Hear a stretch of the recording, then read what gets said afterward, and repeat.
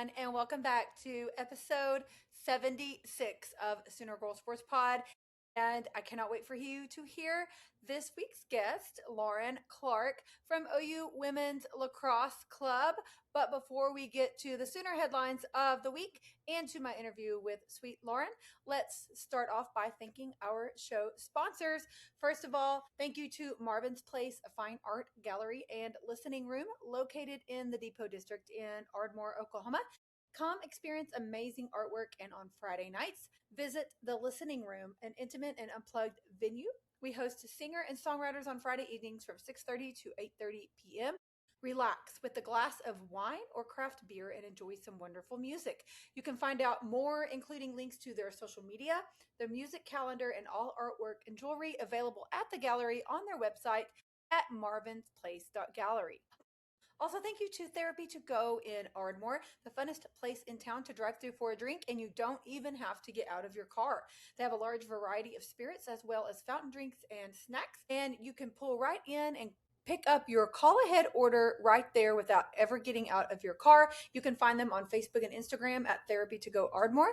Find all of their information there and shoot them a message, and they will get you fixed up. Okay, if you're watching the video, you can tell that I am not in my normal location. I'm actually out of my home this week, staying at a friend's cabin. So I'm also wearing a throwback softball shirt, just little reminiscing here today. And speaking of reminiscing, I've actually been doing a lot of that this past week or so as our baseball team has been playing in Omaha, just thinking about the journey of the 2022 team.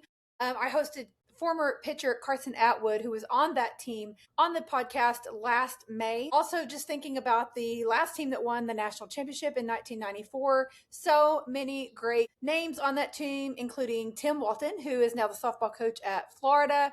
Of course, Kenny Gajewski, softball coach at Oklahoma State. The minors, just so many great Sooners on that team, and they are just so ready to pass on the torch. And again, I have just gotten so much joy from supporting baseball and a lot of these outlier sports that don't often get a lot of attention. I know everybody knows and loves football in Oklahoma, and that's fine. I grew up loving football, learning the game. It's my first love for sure. Nothing will ever change that. But there are so many great sports at Oklahoma for us to cheer for, and it brings me no greater joy than to be able to do that. And that is one thing that this podcast has brought such great opportunity for me to be able to do, is to meet athletes and support them, those that don't have a lot of family and friends who are able to come to their events, whether that be because they're from another country or just a long distance, or maybe it's just a sport that not a lot of people get out and support. But it just means so much to me to be a Sooner fan. I posted this on Twitter last week. I'm just going to read what I wrote there. I said, I love sports so much. It's my life. I literally plan my entire life around it. If you're one that only focuses on one sport, I encourage you to get out and try another Oklahoma sport. If you wear an Oklahoma across your chest on your jersey, you've got a fan in me. And like I said, I love football just as much as the next Oklahoman for sure. But if you're not supporting other Oklahoma sports, others wearing that OU interlocking logo across their chest, you are truly missing out. I hope that you will hop on the schooner, check them all out. Of course, like I mentioned, the club sports that I share on the podcast, hockey players, lacrosse, the women's flag football team I just had on last week. I also have another lacrosse player, Gracie Johnson, coming up next month on the pod. There's just so many opportunities to get out and support Sooners, and I hope that you will take advantage of those opportunities. But again, those kids are just so thankful for the support. They are thankful that you want to invest in them, whether that be with your money, your time, if you're purchasing a shirt to support them at a fundraiser, anything like that. They truly appreciate it more than you know. And none other than Toby Rowland, he mentions what it means to him to be a Sooner fan. And it's just another great reminder, as he mentions he was asked to be the voice of a Major League Baseball team just in the last few years. And he declined that because he loves OU so much. He cannot think of a greater job in the world than to be the voice of Oklahoma sports, Oklahoma football, Oklahoma baseball, and Oklahoma men's basketball. And Toby grew up listening to Major League Baseball games on the radio. So for him to turn down a job of that caliber to remain a Sooner is just truly humbling as a fan. Thankful to have someone like Toby, and also just an eye-opening experience of what it truly means to be a Sooner fan. I also want to share one more thing on that regard. Former Sooner defensive lineman Jeff Tupper, who was on the 1985 National Championship football team, he lives in the Kansas City area. He has a very touching quote about why being physically present in Omaha for this baseball team has been so important for him. And it just speaks a lot of volumes about what, again, it truly means to be a Sooner fan. He said, quote, the idea of not being here didn't cross my mind. You just have to support OU sports, all of them. I would feel like I missed out if I wasn't here to see it. I could watch it on TV, I get that. But to be present, to be in the stadium, to feel that atmosphere, there's nothing that can replace that. And then there's the OU family, everyone here, Sooner Nation. To me, it's just where you belong. And truly reading that kind of brings me to tears a little bit, because I couldn't have said it any better myself. So I think that Jeff and I need to be friends, because clearly we think the same. But again, that's just putting it out there of what it means to be a part of the Sooner family, Sooner Nation, the camaraderie that you get when you travel to away games for whatever sport that may be. It's just truly a touching time. And, you know, all of the quote Sooner celebs that have been in Omaha this past week or so for the baseball games. We've had Porter Moser, Jeannie Baranchek, Brent Venables, John Mateer, Sahara Williams, Xavier Brown. I know that there's so many more. I'm forgetting Barry Switzer. The list goes on. But these names, these faces that are recognized, not just within Sooner Nation, but around the world of sports, are getting out and supporting our baseball team. And again, it's just a great reminder of the Sooner family and what it means to be a part of it, and how special it is, not only this time that we're living in, but how special it is to be a part and to have the opportunity to do that. Okay, off of my soapbox on that. Speaking of football fans, again, I'm not going to ever deny that that's my first love for sure. But on the day that this episode drops, we are 71 days until kickoff. So we are on the countdown. I know a lot of game times have been narrowed down to windows. I did go over that a little bit briefly on the podcast last week, but you can find that on the OU football social media if you want to see those times. There are a couple of kickoff times that have been announced, but some windows that have just been announced. So it's nice to have an idea of maybe what time of day it may be for those who like to plan. Okay, on to men's gymnastics. I want to give a quick shout out to a lot of Sooners who have been around the globe representing Sooner Nation on the world stage for their countries. Shout out to Zach Nunez and Team Philippines for a 7th place finish at the Asians Men Artistic Gymnastics Championships. Also, his return in the Pan Am Championships, Yul Mulder wins the all-around bronze, so congratulations to him. He also got gold on the P-bar and was a part of the bronze medal team as well. He did finish 4th place on the pommel and rings. And what a weekend for Hunter Simpson, who representing the United States, as he earned a silver medal on the P-bars. And his apparatus final results were on the vault, he finished 5th place. And on the still rings, he finished 8th place. But he was a part of that gold medal team for Team USA, so congratulations to him for that. Also, shout out to our own Vitaly Guimaraes, who won Brazil's first senior men's medal at the Pan Am Championships. And he finished 3rd place for a bronze medal on the floor. So again, shout out to those Sooners, Francisco Velez Belendez, 5th place and 9th on rings. And then again, Hunter Simpson, Vitaly Guimaraes, Yul Mulder, who had great finishes and showings at the Pan Am. Okay, on to softball. A quick recap on a few things going on. Former Sooner Shannon Sale has been a assistant coach at UCF for the past few years, and she was just named as assistant coach at Oregon. So she will be joining former Sooner Melissa Lombardi, who's the head coach there at Oregon softball. So congratulations to Shannon. What a fantastic move for her. Also, a little update on our AU Softball League athletes. 2 Sooners, Tiare Jennings and Alyssa Brito, will compete in the MLBX All-Star 3-on-3, taking place immediately following the All-Star Future Games on July the 12th. It is a high-energy competition that combines excitement and power, hitting with the athleticism and defensive play. Teams earn points for home runs and defensive catches, with bonus points available by hitting a center field target positioned above the outfield fence. So be sure and mark your calendars for that. You won't want to miss tuning in. Also, shout out to our Sooners in the AUSL. Sam Landry had a complete game for her home debut with the Cascade in Portland. Last week, she had 7 innings pitched, 1 earned run, and 5 Ks. So shout out to Sam. Also, shout out to Alana Agbayani. First father-daughter duo to play in the MLB and the ASU, with her dad, Benny Agbayani, playing in the MLB. So there's a pretty cool stat there. Okay, a little update on the portal. In case you missed it on social media, go be sure you're following me on all social media platforms at Sooner Girl Pod. So you don't miss any of this as it comes up minute to minute. But Cassidy Pickering announced last week that she is officially signed to go to Texas Tech next season. Now, I know there's a lot of mixed feelings about that, and I am not going to sit here and bash any player, any former Sooner. I want to wish her well. I do. I know there's a lot of feelings about where she has landed and perhaps the process that took place in which to get her there.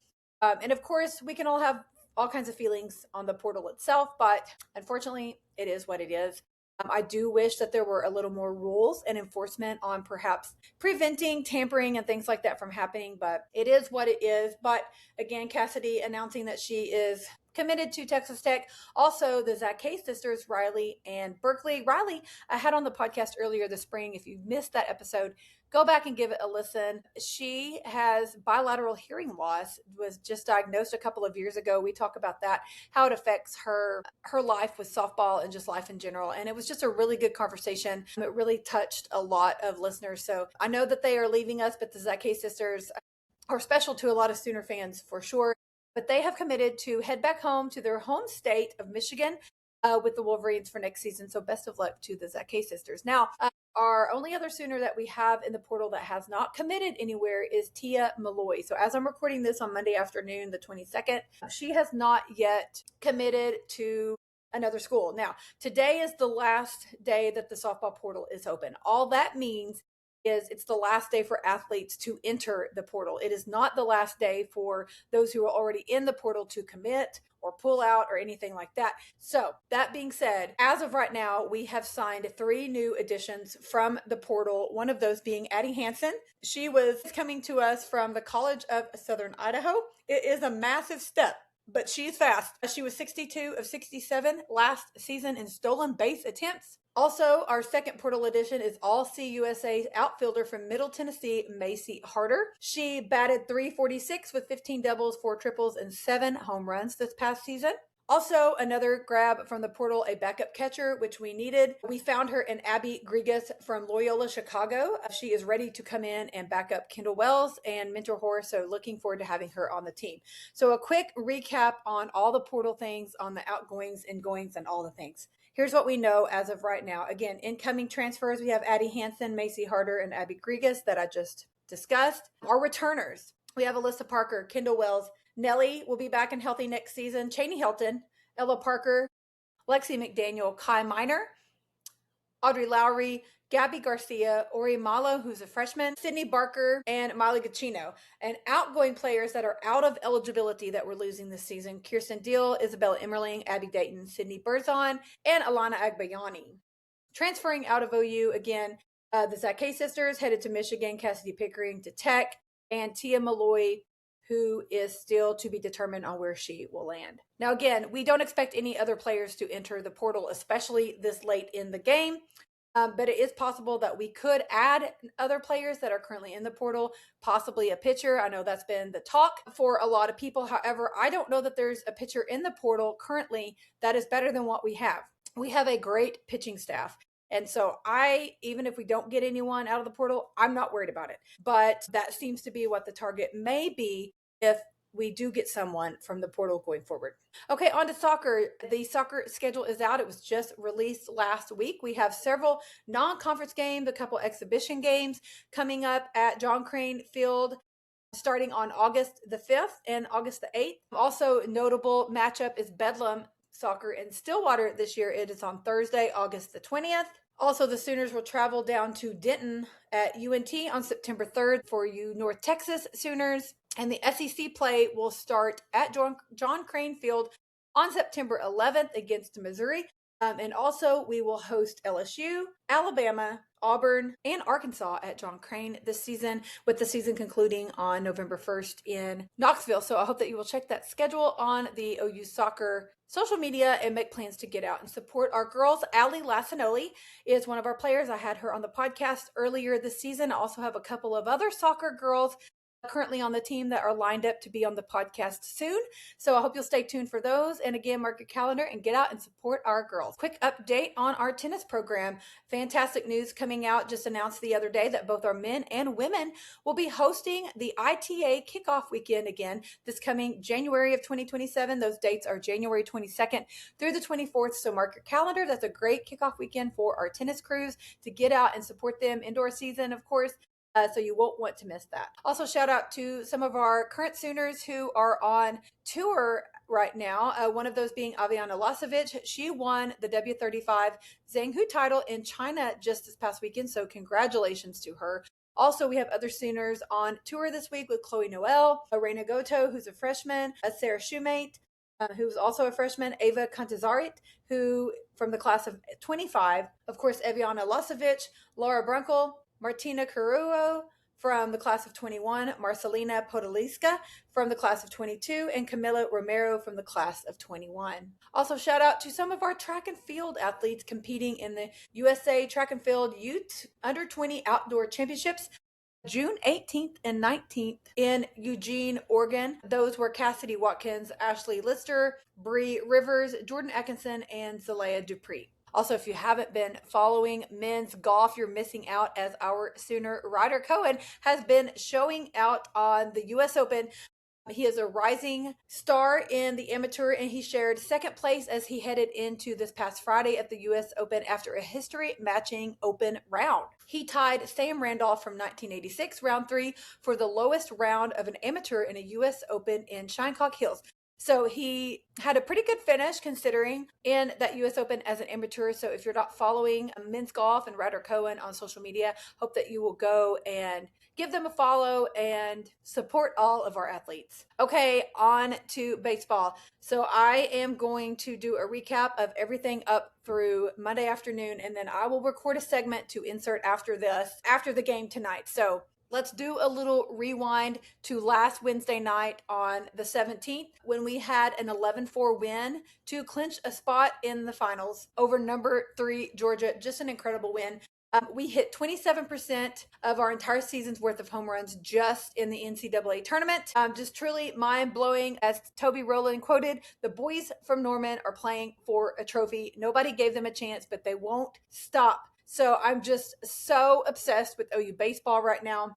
Again, a blowout of number 3 Georgia last Wednesday, 11-4, as we punched our ticket back to the College World Series finals. Jason Walk, Deshaun Harris hit 2 home runs in that game.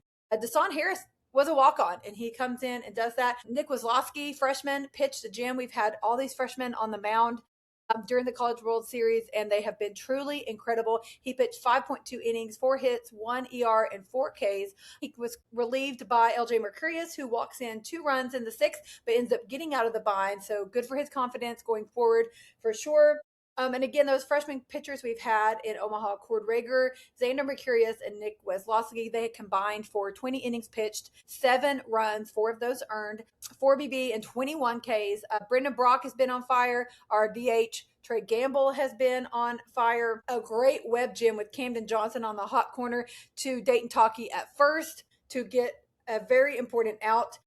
There's been a lot of comparisons, again, with that 2022 team, but beating all of these conference championships to get to the finals has been truly remarkable feat for this team. Again, they Georgia Tech, the ACC regular season and tourney champs. Kansas in our super regionals were the Big 12 regular season and tourney champs. And then we beat Georgia, the SEC champ, and now we are facing in the Champ Series, North Carolina. And just truly remarkable as we are sitting unranked coming into postseason, onto the College World Series, and we're just sweeping through the teams. Another quick thing in case you missed it, Kyle Branch's brother Colby played for Georgia. He ended his career on the College World Series field last Wednesday night. He had a home run in his last at bat. There were tears, not a dry eye in that stadium. Kyle gave him a low five as he rounded second base. It was just truly a cool moment. And then there were videos of them embracing after the game and just talking and crying, and just truly a special time for the Branch family for sure. Also, a really neat story. The Branch parent said that the umpires approached them after the game and said, "Hey, we don't normally do this, but we would like to give you the lineup cards from this game, because it just truly meant a lot to see both of their sons playing on such a big stage, and to have that momentum, and just to have something like that to keep as a reminder of that time is truly special." So OU again meeting number 5 North Carolina in the 3-game series. It started this past Saturday night in Omaha, and Champ Series game 1. The game was actually moved up from Saturday night to Saturday afternoon. On Friday, they announced that the day before, due to weather, which is a good thing. They ended up moving it up for sure. But Sooners came out hot. Bats were on fire. 9-3 win over North Carolina. We quickly ran through their ace, Jason DeCaro. We roughed up a pitcher whose ERA was under 3 coming into the game. Walker McDuffie was the other pitcher they brought in. We scored 4 runs off of him in the 4th inning. Again, multiple home runs in the Men's College World Series final game. Dayton LaChance hit 2 also on Saturday, and he joins a list of only 4 other names who have done that, being Ty Evans, Florida of 23, Jack Caglione of Florida of 23, Russell Moldenhauer of Texas in 09, and Steve Detweiler of Fresno State in 2008.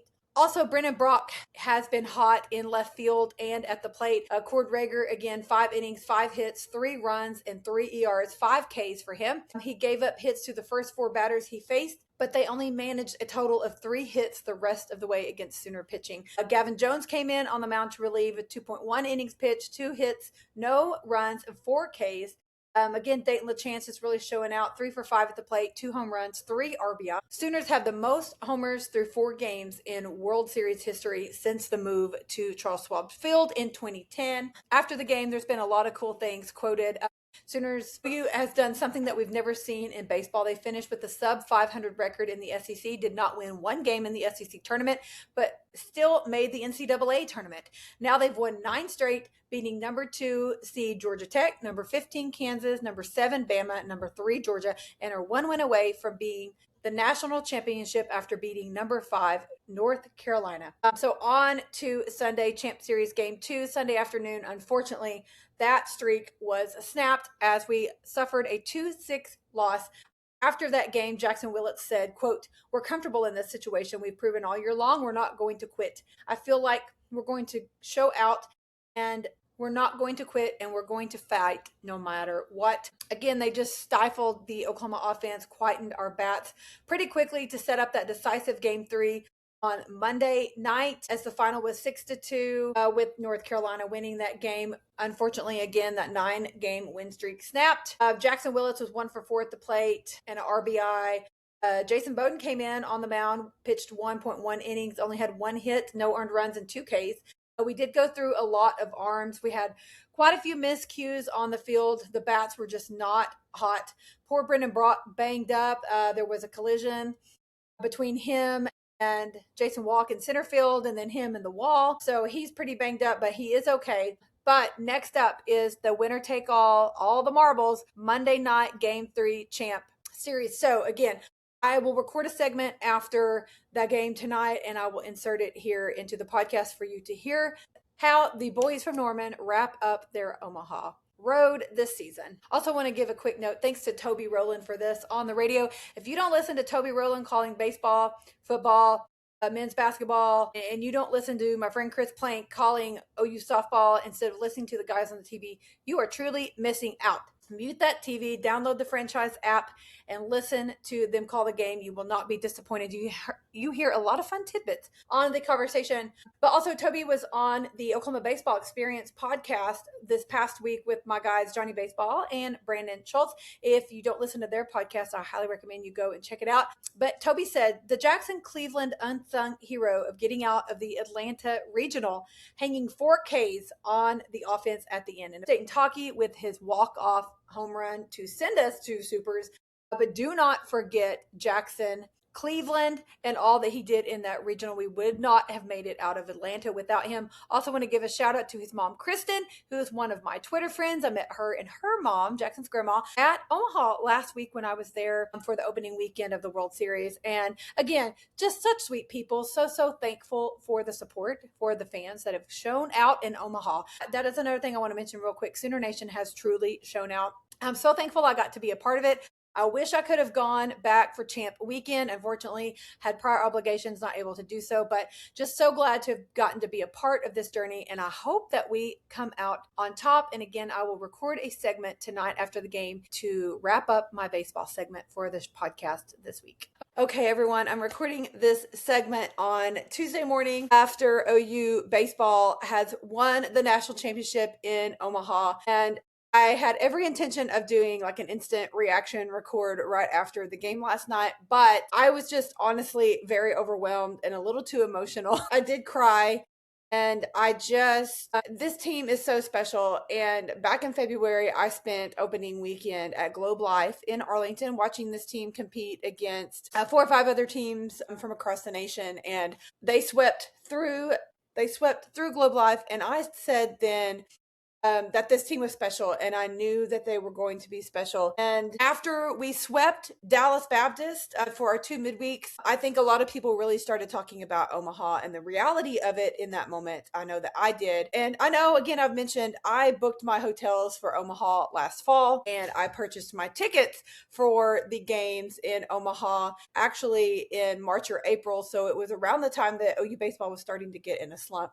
And I'm not going to say that, oh, well, I only did that because I believed and had faith in Sooner Magic and all of that. I wanted to go to Omaha anyway and have that experience. But I did have in the back of my mind that belief, that faith in Sooner Magic that we were going to get it done. Again, just a little rewind on how the Sooners got here and just thinking how we were down, I believe it was 8-2. To Georgia Tech in the 7th inning in that regional in Atlanta. And we came back from that. That was Sooner Magic. And I said this before on my conversation with Travis Davison episode a couple of weeks ago, talking about the baseball season. I'm not going to sit here and say that I had all the faith in the world that OU baseball was going to come out of Atlanta with that win, because that's not the case. I had my doubts. But after we beat them once, I thought, okay, we can do this. We can absolutely do this. Of course, coming out of that Atlanta regional, that was Sooner Magic. And then from here on out, it's just been a complete tear. The team has done what we known that they were capable of all season. That's the team I saw in Arlington back in February. It's just been an absolute tear, just absolute domination, especially going through Omaha as well. I know we did have that one loss to North Carolina on Sunday, but those guys bounced back. They turned around. They said, nope, we like the taste of blood. We got punched in the mouth. We like the taste of blood, from that quote from Trey Gamble, and we're gonna win this thing. And so let's just recap the game. And if you're watching the video, you can see my shirt. I'm wearing this shirt. It is stinky, I'm sure. It is dirty and it needs to be washed. But this was my good luck shirt through the postseason with OU baseball. And now that we've won, I felt it was appropriate for me to wear it for this segment, but it's going straight to the washing machine. But let's recap our win in Game 3 of the Champ Series in Omaha against North Carolina last night.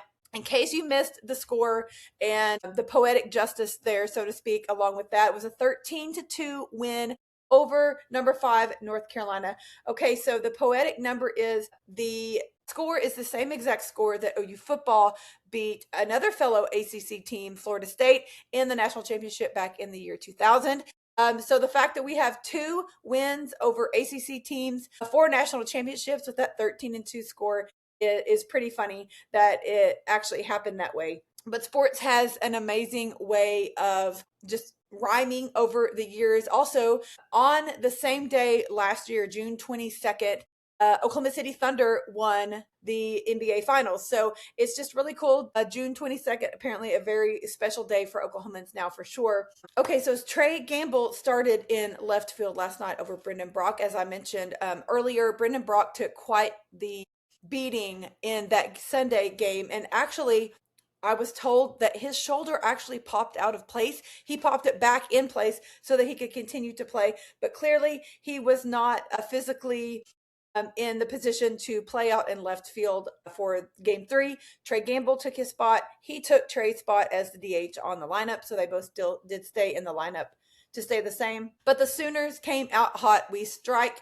first in that game. Another great web gem by Camden Johnson on the hot corner. Deshaun Harris had an awesome play in right field to throw for an out at third before the run got to score to end that inning. North Carolina brought in their pitcher McDuffie. He threw 7 straight balls.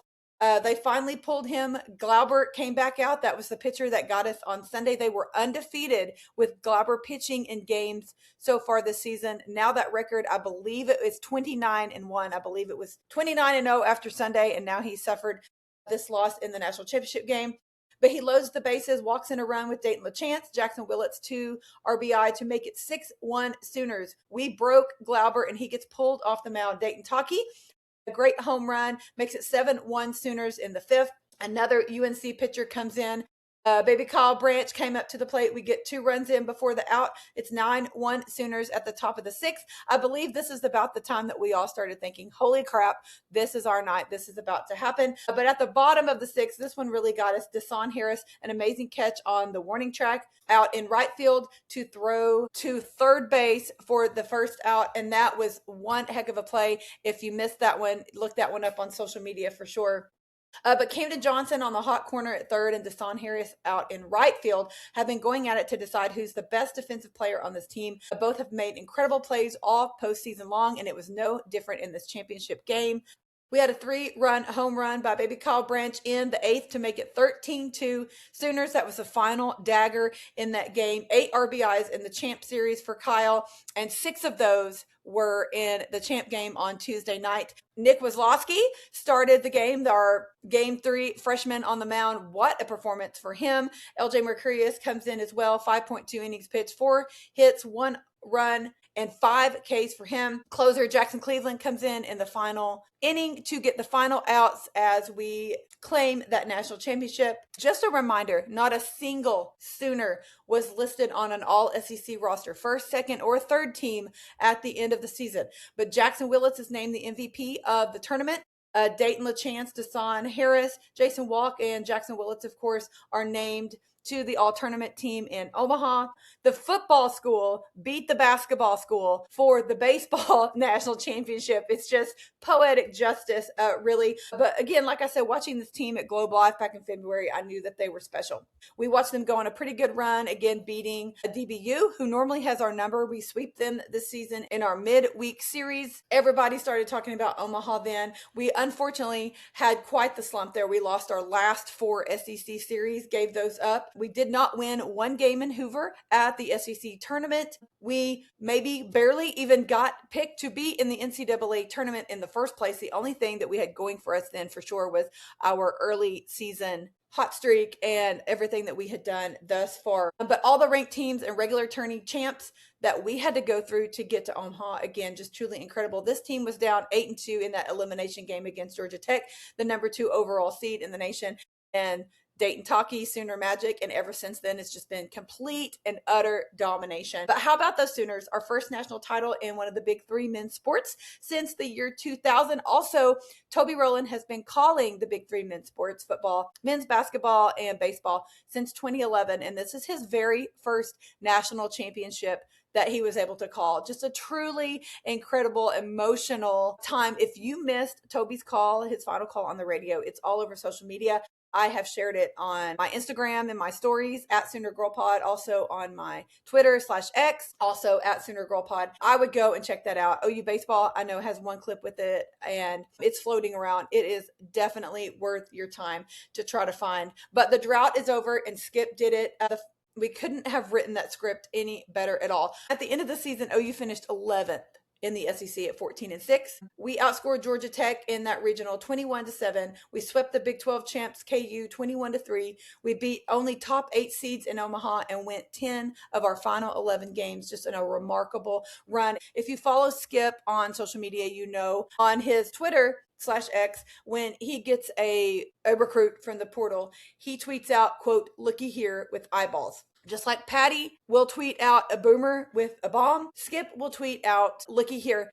And so last night he tweeted out a photo of the team, and his caption was on point. He said, quote, "Looky here, yesterday lives forever." Yesterday is dead was his motto through the whole tournament as well. That's what he told the guys every day.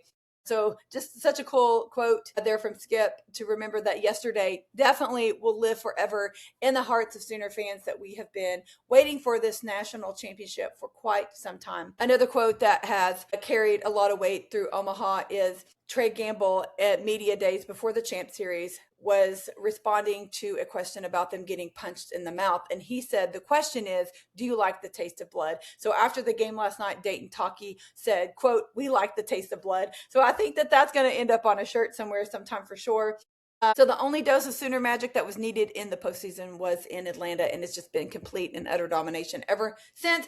You guys, if you are listening to this episode on the day that it drops on Wednesday, the 24th, get to Norman tonight, Wednesday, the 24th, Kimry Family Stadium at 6:30 p.m. I believe they said the gates open at 5:30. Be there to celebrate this team. If you're not able to make it in person, that's completely understandable. Obviously short notice and everything, but I do believe that it will be recorded, and we should be able to watch it possibly on ESPN Plus or on Sooner Vision at a later time. I'll be sure and post that on social media, and will post that link in the show notes and mention it in the podcast next week. But you guys, I just am at a loss for words. I cried last night listening to Toby, just like the last few innings, because I knew that it was coming, and Sooner fans have waited so long for this. And after the game last night, like I said, I had every intention of recording, and I just couldn't do it. I stayed up way too late just watching clips and seeing photos of the guys, and it's just so special. And to have gotten to get a front row seat to this team, I saw them at Globe Life in February. I attended several games throughout the season, including Tennessee series at Bricktown. I was able to be there opening weekend in Omaha. I met so many of the guys and their parents. Shout out Jackson Cleveland, his mom Kristen, Dayton Taki, his mom Christy. I also met Jaden Barfield's mom, Brendan Brock, of course, his sweet parents, and his Uncle Ben, and all of the family moments in this between the Mercurius brothers, the Willits family, the Branch brothers through the Omaha series, so many more. It's just been such a truly special run. And I hope as Sooner fans that we don't take this for granted. We're going to bask in it for sure. And it's just incredible. And so obviously my Sooner MVPs of the week belong to this team. They belong to Skip and Coach Willits and the whole coaching staff and all the boys on this team for reminding us why we are Sooners and giving us such pride and so much to be proud of, so much to be thankful for as a Sooner fan. So thank you, OU baseball. Holy smokes, congratulations, national champions 2026, OU baseball. I truly can't believe it. What a season. Yesterday will live forever, but also yesterday is dead. We are onward through the rest of the summer. Football season will be here before we know it, and I know that Sooner fans are ready. Okay, to end the segment with a Sooner fun fact of the week. Stacey Dales was the first two-time All-American in the history of Oklahoma women's basketball program, earning the honors in both 2001 and 2002. Now, Stacey Dales is currently a sideline reporter for the NFL Network. You will catch her during football season making the rounds. I had the honor of having her on my podcast earlier this year. I had her on for Super Bowl week in early February. If you missed that episode, go back and give it a listen. She talks about her journey from being a basketball player in Canada to Norman and growing the program there with Coach Cole, and now her journey to being a NFL sideline reporter for the NFL Network. Just truly an amazing human. So shout out to my friend Stacey Dales. Okay, so again, thank you so much for all of the overwhelming support. I cannot thank you enough. Make sure you're following me on social media, again, at Sooner Girl Pod on all platforms. Go and get your merch, soonergirl.bigcartel.com. I have tanks, koozies, visors, and all kinds of fun stuff for the summer. Of course, I still have lots of t-shirt options, colors, styles, and hoodies as well. Please make sure you're following the show on all social media and on your favorite podcast app, and make sure you download and subscribe and share with a friend. Also, make sure you're subscribed to my Substack. My monthly newsletter, The Playbook, will be coming out in the next week or so. You can have that sent to your inbox for free, so you won't want to miss my monthly recap newsletter. So be sure and go to Substack and sign up for that. Also, ladies, join the locker room, join our online huddle. I'm hosting one this week. So by the time this drops, it will be too late to join in for June, but you will want to get on board for July. So you can go to SoonerGirlSportsPod.substack.com/subscribe to join the locker room. You get a discount on merch. We have a fun group chat in our text. I do giveaways and all kinds of fun stuff, including our monthly online gathering. Also, if you're interested in advertising or sponsoring the show, you can email me at SoonerGirlSportsPod@gmail.com or shoot me a message on social media at SoonerGirlPod on all platforms. And all of that I mentioned, you can find in my link in bio, which is my link tree. So go to any of my social media platforms, click on that link in bio, and everything that I discussed here and more can be right there at your fingertips. Okay, to introduce my guest for this week's podcast, sweet Lauren Clarke. She's played lacrosse since she was in the 4th grade. She is the vice president of the team. Lacrosse at OU is a bit different than other sports because it is not funded by the NCAA yet.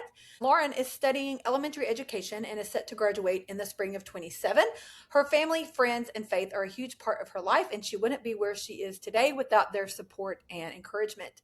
Lauren actually grew up a Texas A&M Aggie fan, but she became a Sooner the moment that she committed to come to school here. Her favorite Sooner memory is going to College Gameday last year with her friends when we were playing Tennessee, as they got there super early and were able to get a front row. We talk about mental health and the aspect of that with sports, faith, the team dynamic, and just lacrosse as a sport. And we learn a little bit about the game itself since it's not super popular here in the South. I hope that you will go to Instagram and give Lauren a follow at @LNClarke_. And also make sure you give the team Instagram a follow as well at OU_W Lacrosse. Again, I will link all of that in the show notes and we'll be tagging on social media throughout the week. But make sure you're following the team. The schedule for their next season will drop in December or January, and their season runs February through April. So you'll want to get out and support them. I attended my first lacrosse game this past April. I posted some photos on my social media. I'll be pushing those out again this week. It was such a fun experience. The team plays on the intramural fields. They're just on the southeast side of campus. But I just love, again, supporting Sooner athletes. I hope that you will get out and support them as well. So I hope you all enjoy my conversation with the sweet Lauren Clarke, and I will see you next Wednesday. I have Moses Orta from the Pride of Oklahoma. He is a sophomore, a flute player, and I cannot wait for you to hear from him. So I will see you next Wednesday where we talk sports.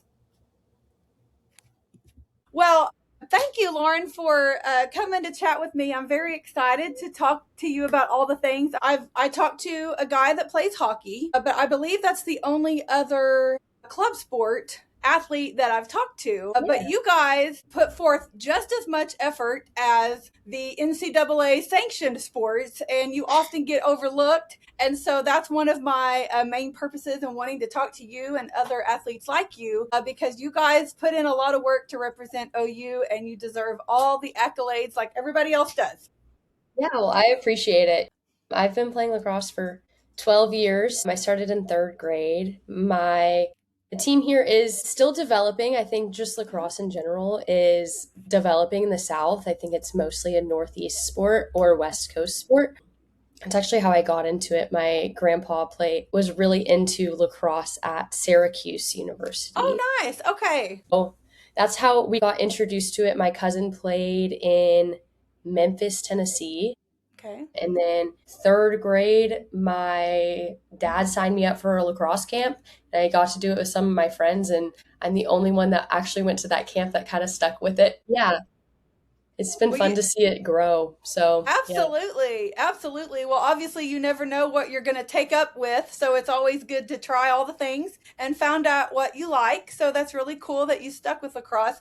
Like you said, it's not a very well-known sport around here. I personally do not know anything about lacrosse. That's okay. So I need to learn. I need to expose myself to it more for sure. But I love hearing all of your journeys because it's always so interesting to see how you get involved in your sport. And it's definitely become a big part of your life. Yes. Okay, so are you from Oklahoma? Or you said you grew up a Texas A&M fan? Yes. I am not from Oklahoma. I grew up in Houston, Texas. Okay, okay. So, yes, the center of Houston. I grew up in Aggie. All my family went Okay. to A&M, so that'll be Well, it fun could have years been over there. worse. It could have been worse. It could have been worse. That's what my dad said. He was like, as long as he was joking, but he was like, Yeah. as long as you're not cheering for that color, we're good. Yes. And I'm like, Absolutely. Absolutely. Okay, well, tell me a little bit what it's like being a club sport athlete as opposed to an NCAA sanctioned sport, because obviously we all know and understand the NCAA sports and the support that they get and NIL and all those things. So you're on a totally different end of the spectrum yes. as a club sport. And I kind of know a little bit about, getting it started and everything and being a part of it. But tell me anything you want to share about being a part Yeah. of a club sport and how that's a little different. Yeah, so club sports, we pay dues. Okay. So we are actually paying to be on the team, Wow. so that we can pay for stuff like buses and Mm-hmm. travel. And with that, we're also like, we kind of have to gauge where we need a bus and where we can just drive ourselves Oh, because right. we don't want girls to have dues so high that they cannot play lacrosse. Right. So yeah, but with that also, our club team doesn't have tryouts. Okay. So if you pay, you're playing. Awesome. Yeah. And yeah, we also are not practicing as much as NCAA sanctioned sports. We Mm-hmm. practice 3 times a week. We are in charge of kind of developing our own schedule. So Mm-hmm. we're communicating with other teams, seeing when they can come to us or when we can go to them. A lot of times we're not just playing one team either. We have game weekends. So Yes. on our upcoming game weekend on Parents Weekend, we're Mm-hmm. actually playing 3 different teams. Oh, wow. Um, Okay. yes. So a lot of times it's whoever we can play, whoever can come. We are Yes. playing them because we want some games. We want our girls to be able to play. So yeah, it just kind of depends on where they are, what time other teams are available to come and play. Yeah, So it is very different than NCAA, for but sure. it's still super fun. I would say our girls, like, we all have great relationships with each other. We had a game the weekend before, Mm-hmm. and we won both of our games, and we were like on the bus and we were having a little dance party. It was so I love it. we still have those team relationships and the team bond. And we do team bonding activities. We have meetings. A lot of our girls will go to dinner together and just like hang out outside of practice. So Yeah. I think that is still something super special that kind of Yes. all athletes on team sports have. Yes. So yeah, it is different, but yeah, not Yeah. not too different in some aspects. Right. Well, I hear that a lot, like you said, that team aspect and team building and bonding, and how a lot of your favorite memories may even come from off of the field, such as those times on the bus or in the car or whatever. So I hear that across the board, and it's really cool to hear that because I know that's special. And like you said, you are paying. You're paying an investment, not just monetarily, but with your time and your effort to do this. And so it's important that you get a lot of return, like your life lessons and all the things. So it's always good to hear that you guys are having good memories. Yeah, that's another thing is since our girls are paying, you know that they care about the sport and you Oh, know for that they're going to sure. give everything Yeah. that they have. Some of our girls haven't played lacrosse before and they're just learning how to play, so that's Oh, how kind of fun to cool. watch. Yeah. Some of our more tenure girls, they're teaching girls who have never played, never picked up a stick How before how to neat. teach lacrosse. So that's super fun to watch at practice as well. That is really cool. I love that. I have got to come out and see you guys because I don't know Yeah. that I would understand what I was watching, but Lacrosse is kind of a mix of, I would say, like field hockey in the air okay. Okay. and soccer. Oh yeah, So I can see yeah, that. there's some Okay. of the same aspects. There's 12 girls on a field, including the goalie, and we have Okay. midfielders, we have attackers, and we have defense, kind of just like Okay. soccer. Yeah, okay. Positions are more soccer, and then rules I think are a little more hockey. I didn't mention this before, but Uh-huh. another thing that's not like the NCAA is we don't have an SEC conference. We have separate conferences. Okay. Right. So our conference is technically the TWLL, Texas Women's Lacrosse League. So a lot of our competition is in Texas, but Interesting. there's Oklahoma, and then we'll play Arkansas, and Okay. Missouri State is in our conference. There's Mm-hmm. different divisions as well in the Yeah. TWLL. So there's Division One, Division Two, Awesome. and then teams like Tulane and LSU are in there as well. So Okay. not It's traditional regional. SEC. Yes, Right. Okay. exactly. Interesting. So I was going to ask you, do you guys do any kind of fundraising, or is there a way Yes, for we do. people to support you guys? Yes. So we try to have a fundraiser once a semester. Our Okay. fundraiser right now is actually over. I think it just ended. Okay. But we always post on our Instagram a link. It'll be in our bio if it's Mm-hmm. still up. But yeah, there's fundraising. We do rely a lot on fundraising just because we are buying our own equipment. Nothing's given to Yes. us by the university or NCAA. So we do rely a lot on funding, especially with scholarships if girls need. Some girls will need a payment plan. We're happy to work with them on that. Yes. So fundraising is a huge help. We just had an accident happen with our goals where a car ran into our goals. So we're going to have to buy new goals at the end of the season. We're Oh currently my doing gosh. games. But yeah, so our fundraising is helping us Oh with my gosh. that. Yeah, so freak accident, but Right. Interesting. fundraising is a huge help. Hey. New equipment, new balls, player packs. We'll Yeah. get next season. We're gonna try and get the entire team matching sets of stuff to go travel in and show. Oh, nice. And so, yeah, Yeah. fundraising is a huge help. But we will have that in our Instagram bio, and we'll Perfect. post about it whenever it's launched and stuff like that. So, yeah, Okay, cool. Well, I will make sure and link the Instagram account in the show notes thank you. I so people appreciate can it. find it. Yeah, of course. So, where do you guys play and practice in Norman? Since we're club, we don't have a facility or anything like that. We Mm-hmm. actually play on the intramural fields right Okay. in front of Madison Elementary. Okay. Yeah. Uh, so there's a field and there's a parking lot, and we're Mm-hmm. playing on that field right in front of the elementary school. Right. So yeah, different place, little Yes, tucked away in Norman, it but is. It is. So you guys literally have to tote around your nets and everything pretty much everywhere you go. uh, not our goals, but Oh, we okay.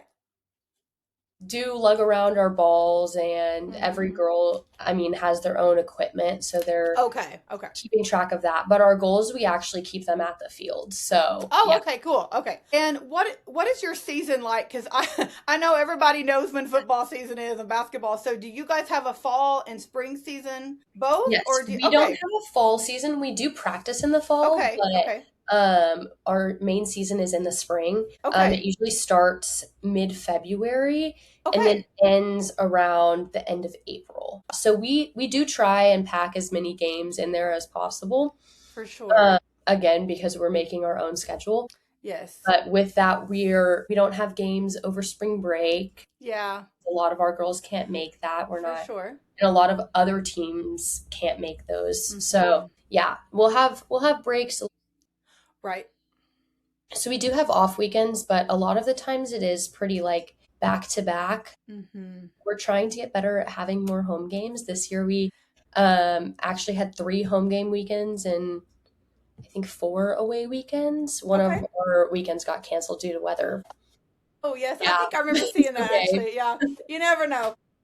Yeah, we were like supposed to leave. That was luckily a game where we did not reserve a bus for ourselves. We were all driving. Oh, thank Uh, goodness. so we decided to cancel that the day before. We were like, Oh, well, good thing we didn't have to go through canceling a bus. So that's absolutely. Absolutely. Okay.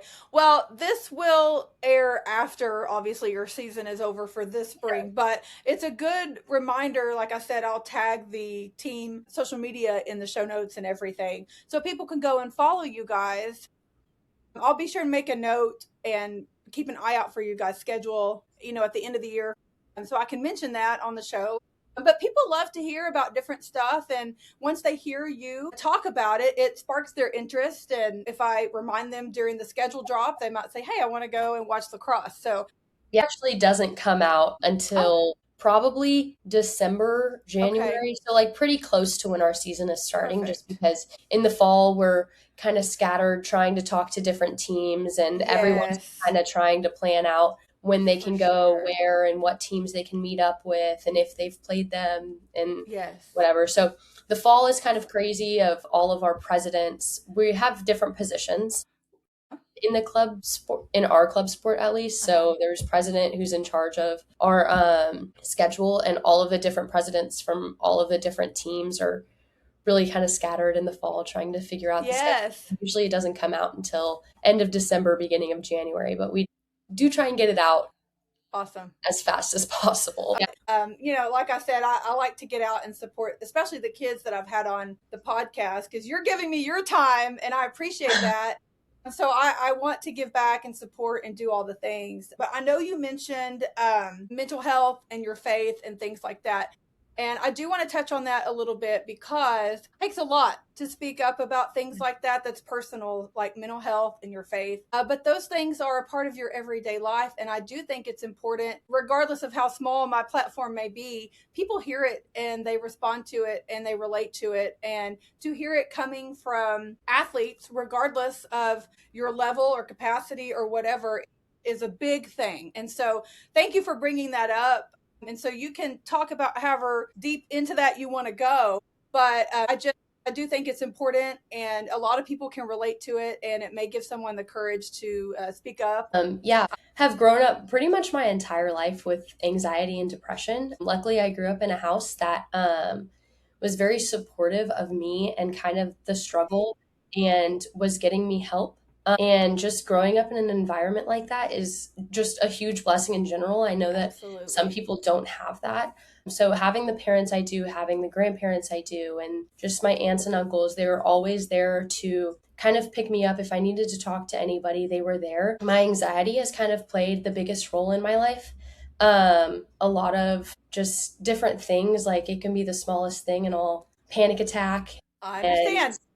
yeah, so I struggled with that a lot as a kid. Mm-hmm. Going into middle school, I struggled even more with depression, just going through the changes your body does in middle school. Yes. And high school, just the social pressures and popularity contests and sports and just Yes. different pressures on you as a high schooler, going into Mm-hmm. college, being an athlete really just kind of puts a lot of weight on you. Absolutely. Again, in elementary school, I played a lot of different sports, Mm-hmm. and I put a lot of pressure on myself. And that was something that I feel like doesn't get talked about.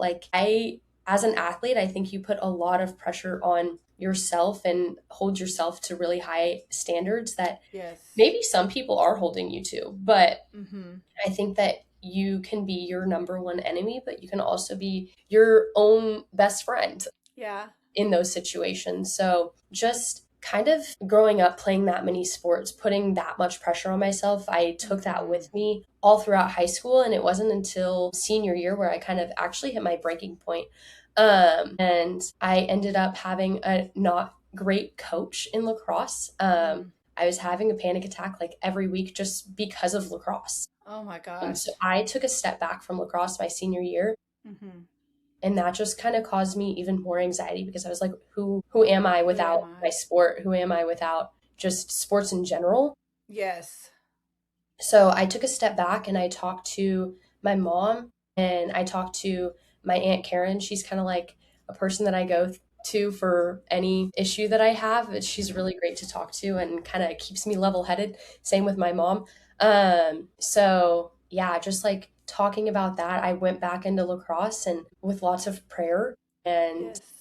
just kind of, Lord, if this is what I'm meant to do, then please help me to do this, Yes. because I at that point wasn't looking to play in college. Mm-hmm. So I went back for my last game. I didn't get to play in my last game because I didn't have a coach who supported me. So I think that Uh-huh. community is really everything in that Yes. kind of area. But just Mm-hmm. having the communities to support me and support my decisions and my actions going through that was really changed a lot for me going into Yes. college. I did not come to OU looking to play on their club team. Uh-huh. I'm going to join a sorority. I'm going to like go into that section of my life. I'm giving up Uh-huh. sports. And yeah, I met a girl on the lacrosse team and she was like, well, you should come out just for one practice. And I was like, Yeah. okay, might as well. I have my stick up here, so I'll play. I ended up loving it. I ended up building a community that I did not have in my sorority. Yes. Love sororities. They're great for Hmm. certain people. It just Right. wasn't for me. I understand. But yeah, so again, through lots of prayer, I decided to drop my sorority and I ended up joining the lacrosse team, building a community there. And then just throughout college, I think I've grown a lot closer to God. I'm a Hmm. Christian, Yes.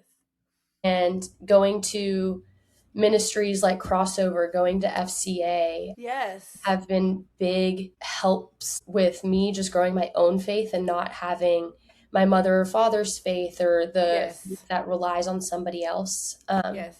So that was really big for me. I am actually getting baptized this month. So Yay! That's so super excited exciting. about that. Yeah. Yes. At the end of this month, I'm getting baptized at Crossover. Awesome. I am a volunteer there and Okay. on their coffee team. So I go and reach out to people and am happy to talk with them I kind of love about where that. they are in their faith. Yeah. But yeah, I've definitely kind of come to a lot just in college and had to deal with a Yeah. lot, been through a lot, but have also overcome a lot. Yes. And through kind of gaining my faith, a lot of my anxiety, a lot of my depression has actually gone away. That's awesome. I am in therapy. I am Good. a big Yes. advocate for therapy. I've been in therapy since middle school, Hmm. and that's been something that really helps. So, yeah. And also, lacrosse is like a second therapy. I use Yeah. lacrosse Oh, as for a stress sure. reliever. I'm like, ooh, if I'm feeling nervous or anxious about something, or if I'm upset about something, I go out to the fields, I pull a goal out and go shoot. I love it. So yeah, I kind of have a lot of different coping and Yes. coping mechanisms and things like that. That's Yeah, awesome. big advocate for therapy, big advocate for Jesus. So yeah. Absolutely. Me too. Me too. Well, I share your faith. And I'm so proud of you. Congratulations for getting baptized this month. That's Thank you so incredible. much. And I know that's a very special time and important to us in our faith. But yeah, so when I was at OU, I wasn't in a sorority. I went to the BCM, or it's now the BS, or it was the BSU. Now it's the BCM. And so, but that's where I found my community, was with those people, because I'm not an athlete at all. I just like to watch sports. I don't play it. But I hear that a lot from so many athletes. Of course, it's important, and you find your community with your fellow athletes, your teammates. But having an identity outside of that is super important. And you encountered that early on. So a lot of people Yes. don't cross that bridge or run into that wall, so to speak, until they get to college or maybe even after. So for you, crossing that bridge as early as you did, I think will benefit you, because you do know who you are outside of the sport, and Yeah. you know that the sport, it's not who you are, it's just something you enjoy. Like you said, it's a coping mechanism, an outlet for you, and you enjoy playing it. And that's really cool. That's what it's all about. But yeah, a lot of people don't want to talk about going to therapy, or a lot of people don't want to share their faith because they're afraid of backlash or whatever. But I'm a big proponent of those things as well, and I think it's important to share who you are and why you're that way, and be proud of it, and be proud of what helped you overcome those things, and share it. And you never know who it's going to inspire. So I that's grew really up with cool. a very, very supportive family. That's amazing. That's They amazing. still come out to like all of my games or try to. I love Um, it. yeah, my favorite memory of that was my freshman year whenever had just joined the lacrosse team. We were playing Mm-hmm. A&M in College Station, and Nice. my grandparents came, my best friend's mom's game, and Oh, I I have love friends that go to that. A&M, so just super fun. I have that fan base, but yeah, That's so I cool. definitely have a way healthier relationship now with lacrosse and just sports in general than I did in high school. But Yeah. yeah, I do agree, not a lot of people go through that Yeah. until they're exiting college. Yeah, for sure. For sure. Yeah. Well, and like you said, having that support of your family is super important, especially like you mentioned. Unfortunately, you went through a period where you didn't have a supportive coach, and it's very important to have that as well. But unfortunately, that's not always the case. So at least you had your family to help you work through things and figure all that out. So that's awesome. I love that you have a supportive family that still shows up for you regardless of where you are. That I love that so much. Okay, I know you mentioned your favorite Sooner memory was College Game Day. So if you want to talk about some of your favorite Sooner memories outside of lacrosse, obviously you're a football fan. Yeah, So do you like to watch other sports as well, or I is do. I'm a okay? huge baseball, Okay, football fan. I grew up an Aggie, grew up going to a lot of a football lot of games them. there. Yeah. I grew up just watching football, watching Hmm. baseball. Actually grew up playing softball. I grew up playing a bunch of different sports, so I have kind of grown a love for all sports. Yes. Softball, I was a huge softball girl Yeah. in elementary and middle school. So I love watching all sports. I feel Me like I have too. a pretty good grasp of the rules of each sport and stuff like that. But Yeah. I would say my favorite sport to watch is definitely football. Mhm. It's mine too. I actually I watch a lot of men's lacrosse. Okay.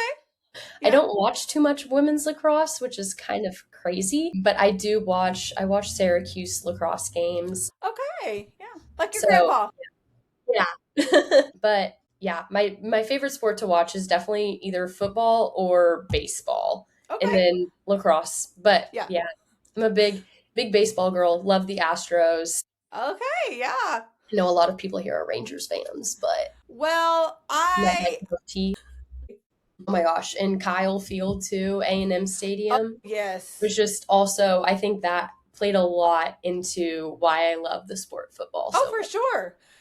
You can't not love it. After I actually went to Kyle Field, but it was a long time ago. It was when I was in college, so it would have been like '01 or '02. So it's a lot bigger now It than was it was still even then. huge then though. Yes, it was. It was. It's quite the experience, Yeah, as you know. all my family is coming up for their game next year Oh here. yes, yes. So it's That gonna will be be a awesome. whole hoorah up Oh, in for Norman, sure. Oklahoma I love it. with all my family. I love it. I love it. Well, I have so many memories from football games and basketball, even during my college days. I was in college when we won the national championship in 2000. Bob Stoops came. I can sit here and relive that whole season. I made a scrapbook. I have so many newspaper clippings, magazines, photos. I mean, just it's crazy. And to think that that was 26 years ago and I lived through that, and I'm very lucky. Yeah. I Thank didn't you. even, oh my gosh, if I would, I mean, that was before I was born, but if I would have like been a part of OU, just like in Kyler Murray or Oh my Jalen gosh, Hurts, like yes. I didn't grow up an OU fan. I didn't even know Right. that I was coming to OU until like December of my senior year of high school. Yeah. I came up and toured it, had never really heard anything about OU. I just wanted to do something different than everyone else in Don't Houston, blame which you. was A&M or UT, and I knew that one of Hmm. those was not going to happen for me. But yeah, so if I would have like been a part of it, I would have Yes. soaked in every single moment. It's really crazy to think I lived through that. Like that happened and I was there. Yeah, Well, imagine myself anywhere else. hope that you have a lot. You've got a couple more football seasons in you. So I hope that we have a lot more good memories for you in your time and baseball as well, because you will never forget those things. And I know you're living through, like you mentioned, that Tennessee game and college game day. We had several college game day experiences this past season. And then the SEC move, like all of that is historic. So you're going to look back one day and be like, I was in college when all this happened, and think, how on earth? So yeah, soak it in and live it up. And I hope there's many, many more memories to come for you to remember someday. Thank you. Okay. Well, is there anything else you want to mention or talk about? Join lacrosse. Go out, pick up a stick. If you know somebody, then Yeah. you know somebody that plays lacrosse, know somebody that might have an interest in it. Go pick up a stick. It's Yeah. definitely worth it. So, Awesome. yeah, I we love it. love to see lacrosse growing in the South. hope it Yes. can one day grow to an NCAA sport. But yeah, Yes, I love it. Well, like I said, I know lacrosse and soccer aren't super popular in the South, but I feel like it's growing. yeah, And soccer too, just a nationwide. And so I hope that for lacrosse, again, I just love sports and it's exciting. I don't understand people that don't like sports, because I can watch any sport and just think that was so much fun, I want to watch it again. same. Yeah. So yeah, I know that I will feel that way about lacrosse. But thank you again for talking and sharing your story and all the things. I truly appreciate it.